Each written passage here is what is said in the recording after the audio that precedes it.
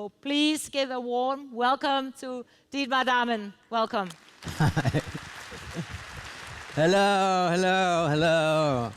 Hi, I am super happy to be here. Welcome to HORESTA R-Steak, I hope I say that correctly, 2019, and welcome to the Tivoli Hotel.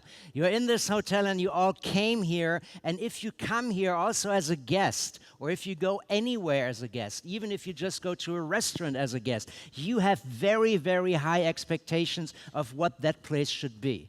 The rooms have to be cleaner. I expect the room to be clean, right? The staff has to be friendlier. The food has to be awesome. I expect freshly squeezed juices. I expect all kinds of things. That is what the guests expect. And now, in addition to better food, cleaner rooms, friendlier staff, and all those kinds of things, they expect one thing more. And what everybody is starting to expect from you is that you basically take care of the planet, and even more than I do at home. There's a lot of people that when they see a plastic straw that is being served with a smoothie, they go berserk. They say, "What are you doing? You are ruining the planet. You're crazy. You cannot do that. That is my planet and you are ruining it. Get rid of that plastic straw."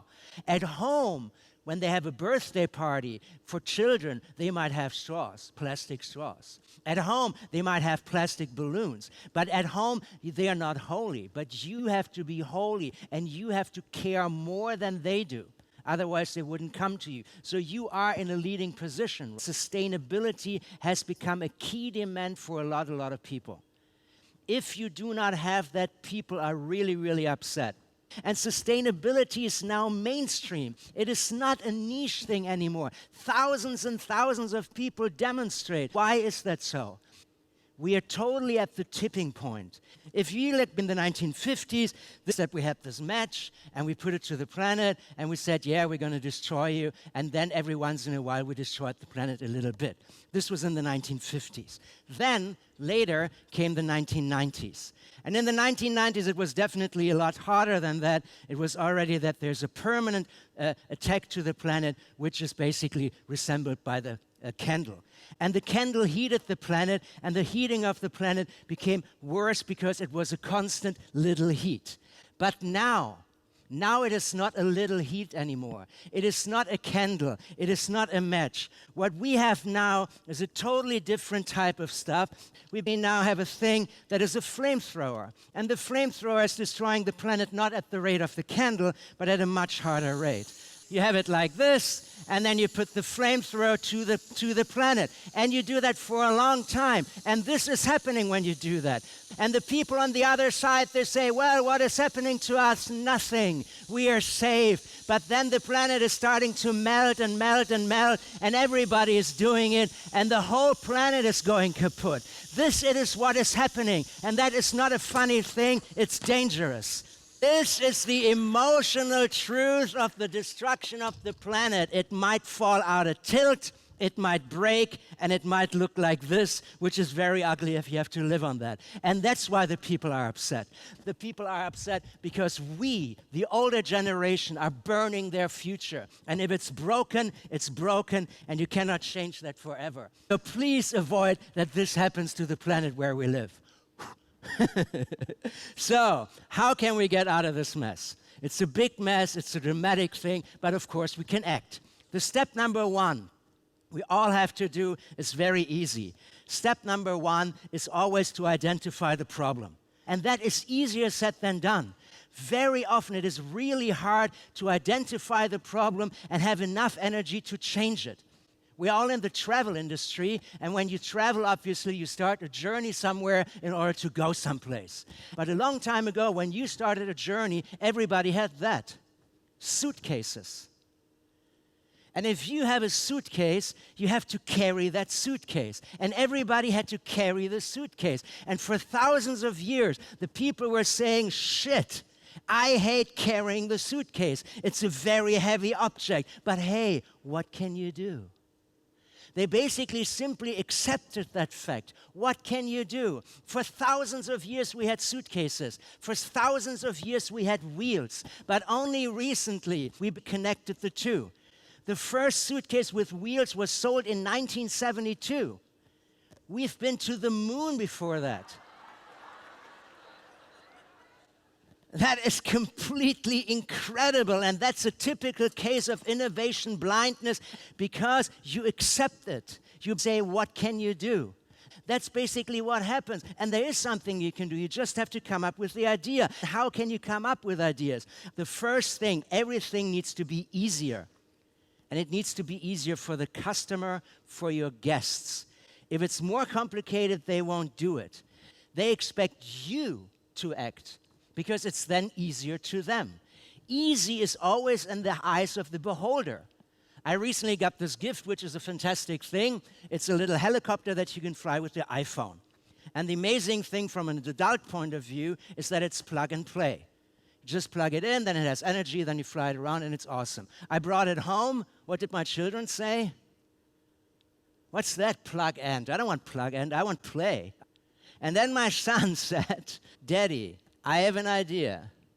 You do plug and I do play.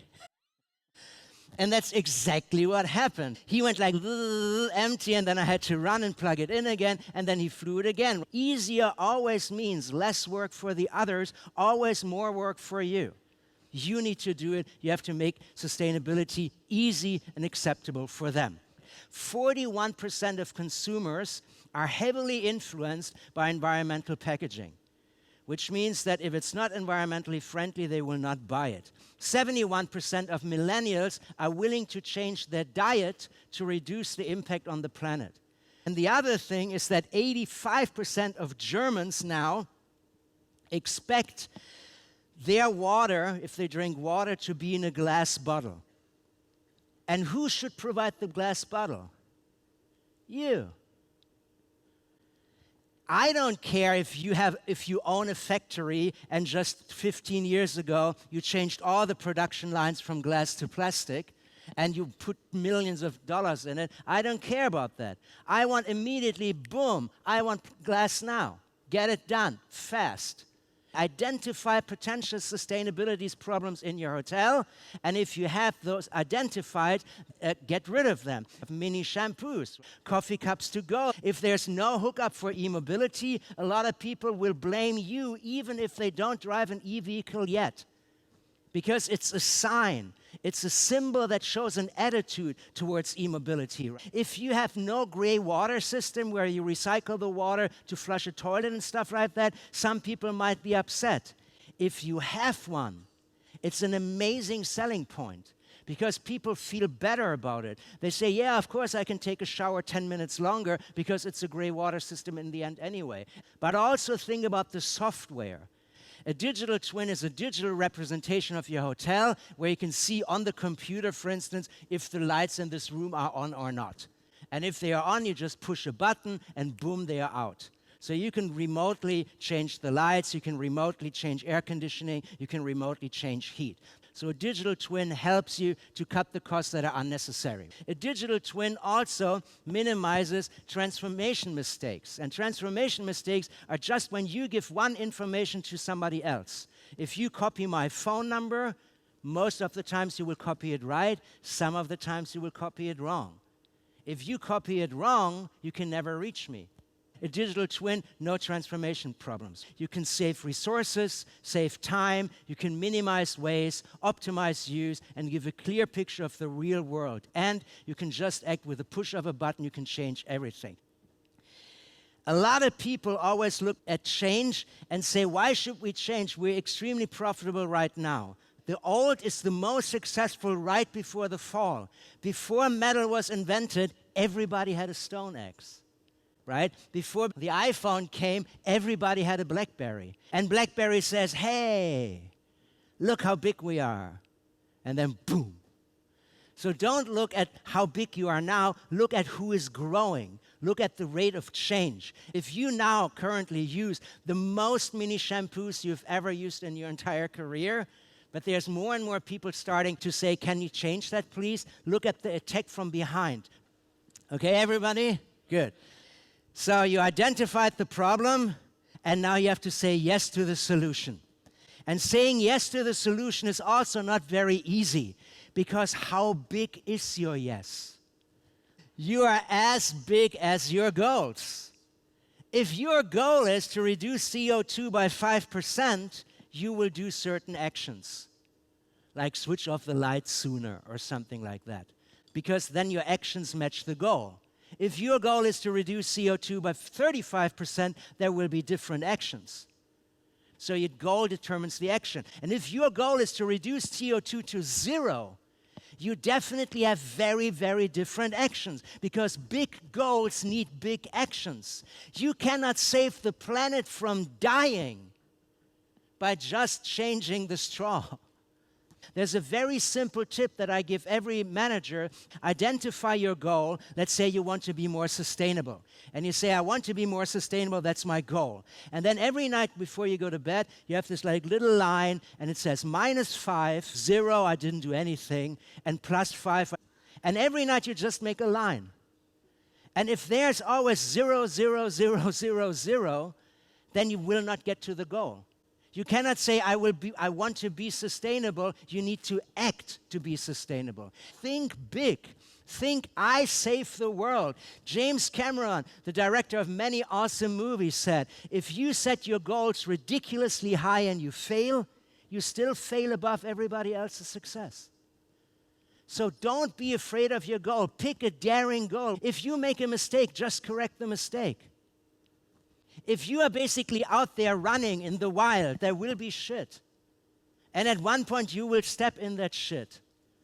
And if you step in that shit, my tip is very easy. Don't rub it in. Don't say, oh my God, I stepped in shit.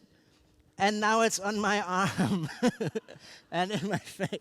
Don't do that. If you step in shit, go like this and keep running. That's the only way. If you're a superhero saving the world and we see the problem, oh my God, those cars are actually falling into the water. If you see this, what do? Do you say, oh my God, somebody should help? Does anybody have a phone?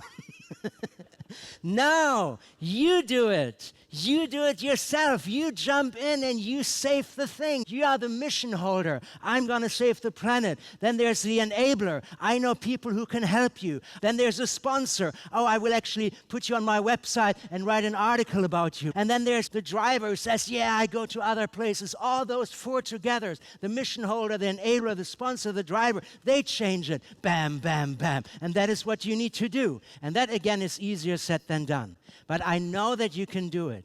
You are the leaders of this. You are the leaders not only to your business, but as a foreigner to the world.